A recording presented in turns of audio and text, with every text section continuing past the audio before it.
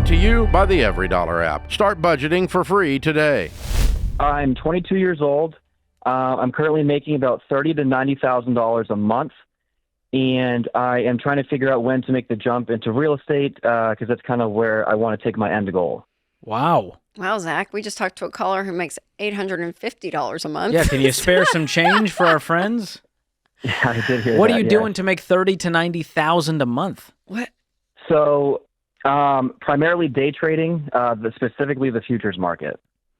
Okay, how did you learn about this, and are you using a platform? How does this all work?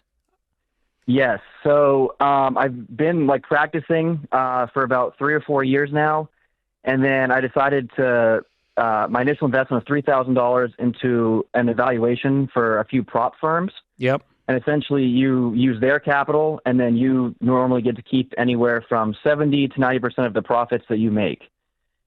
And so I did that back in October, and I was able to pay my student loans off by doing it. Good. And I got a major in finance from Lipscomb. I graduated in December, and so I kind of decided that if I'm going to go all in on this, I might as well do it now and see where it took me. And how long have you been doing this? So with the live funded accounts since February or March. Okay, which is using your own money.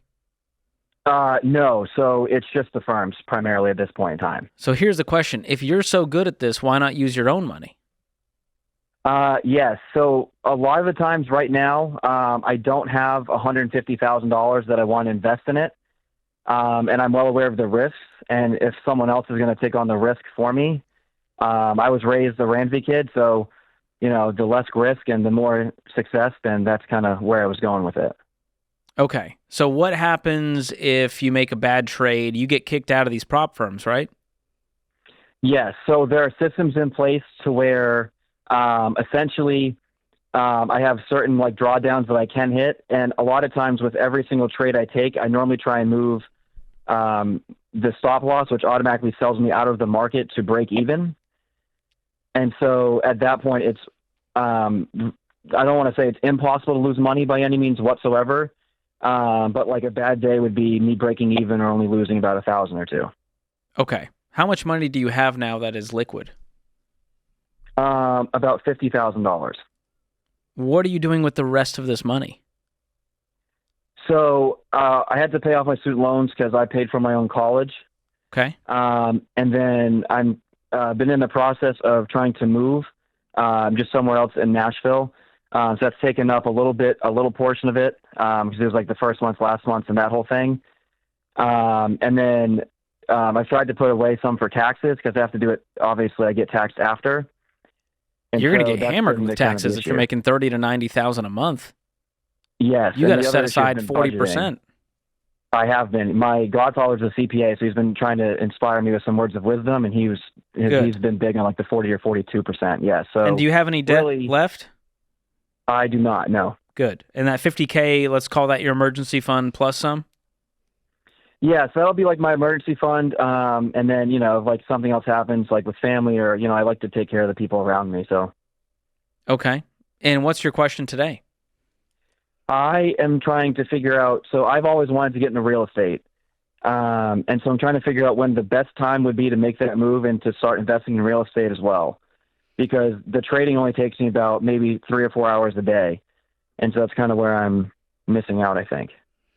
And by real estate, for you to own properties for investment, for you to flip and make a spread for investing, you. And then I would try and do fix and flips when I have the time.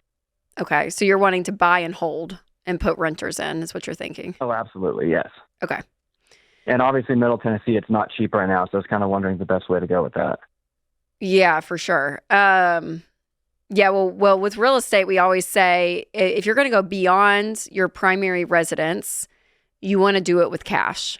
And so being able to buy... Should I own a home first? Well, ideally, yes, to have a primary residence before you go and start doing investment real estate, yes. So that would be... that would be my goal for you, Zach, honestly, would be to move out of your parents and get a place of your own, and so start I am working. Renting. Oh, you're renting on your own. You're not living with parents. Okay. Yeah, no. So I moved down here from college. My family is in another state, Oh, And I gotcha. so, Okay. So I've been renting, and then I just signed another year-long lease by myself. I gotcha. So, What are your monthly expenses right now, all in? probably only about 3 or 4 at most. That's probably an expensive month. Okay, so let's call it $4,000. So you're telling me if you make 30 grand, you set aside, let's say, 40% of that, right? Yes, sir. So you'd still have about 15 grand left to just throw into savings accounts every single year. I mean, every single month. Yes, sir. So that you could save up a whole lot of money in a year. I mean, you could have a down payment ready in 6 months. Ideally, yes. Yeah, so the real estate side of the investment portion is great, but it's not for income producing, right? It's more to hold. Like you make money on that at the buy, and then when you end up selling with all the equity because you're holding it for so long, right? Yeah, I mean decades for if you more can. of a long term instead of short term. That's right. Yes, that's right. That's right. So yeah, I mean, I think it's a great goal, but I think the first step for you, Zach, would be to to own property yourself, right? For your primary residence before going and investing and getting a rental home and all of that, because a lot of people do it the opposite way, but what you'll end up finding is you're not really going to make depending on the home, obviously, in the situation, when you do that kind of investing, you're not making a ton of money. I think a lot of people have in their mind, I'm sure you run the numbers, you're a smart guy, but I think a lot of people in their minds have this like, oh my gosh, I'm going to be making so much passive income.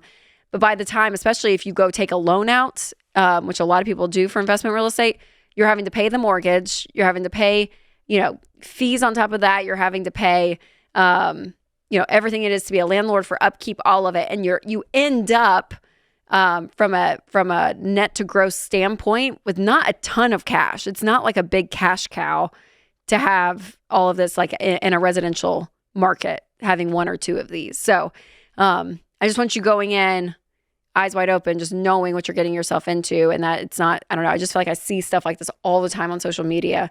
And we've done this. And I'm like, and it's not a bad thing. I like diversification. I like having money in the market. I like having some real estate. Like I think all of that's really good, but it's not this thing that's like, oh my gosh, it's going to be making me a ton of money. If anything, flips will. Like that's where we've actually seen, from a short-term perspective, actually see some pretty great returns. Because you're not needing to wait on the market to appreciate, because it's been a little stagnant the last few years. And you can get some really crappy houses in Nashville and gut them if you know what you're doing. Yeah. I mean, that's a whole other business that it takes a lot more I have work. a buddy that's willing to help me out to a certain extent, and so, but then as of right now, depending on even in like Antioch, I might have to take out a loan for the initial part, but then I could pay it off by the time I flip it. So that was the other right. So that would be the wrong way to do it from Ramsey's standpoint, because that's how Dave actually ended up going broke, because he borrowed on all these homes. You get starry-eyed and go, well, it'll all work out. And then you get stuck and you're having to sell it